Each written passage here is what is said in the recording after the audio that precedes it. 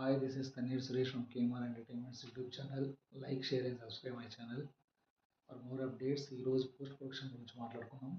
First point, edit with purpose.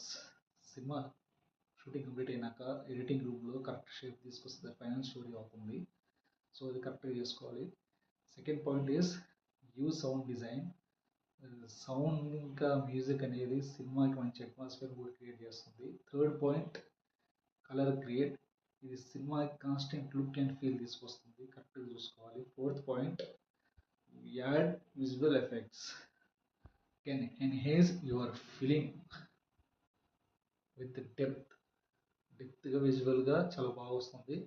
And final point, get feedback from your friends, others.